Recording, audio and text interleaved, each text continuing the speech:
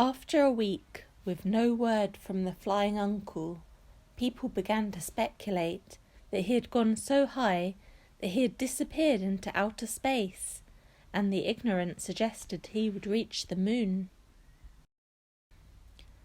With a mixture of sadness and relief, Severo decided that his brother-in-law and his machine must have fallen into some hidden crevice of the Cordillera where they would never be found. Nivea wept disconsolately and lit candles to San Antonio, patron of lost objects.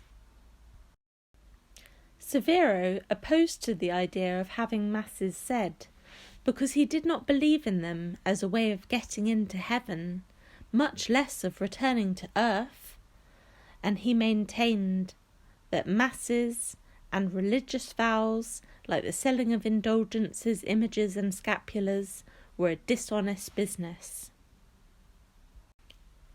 Because of his attitude, Nivea and Nana had the children say the rosary behind their father's back for 9 days. Meanwhile, groups of volunteer explorers and mountain climbers tirelessly searched peaks and passes, combing every accessible stretch of land until they finally returned in triumph to hand the family the mortal remains of the deceased in a sealed black coffin. The entire family wept, as befit the occasion, except for Clara, who continued to watch the sky with the patience of an astronomer.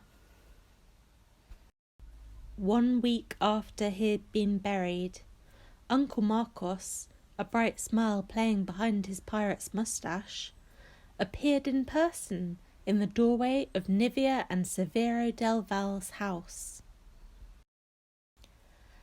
Thanks to the surreptitious prayers of the women and children, as he himself admitted, he was alive and well and in full possession of his faculties, including his sense of humour.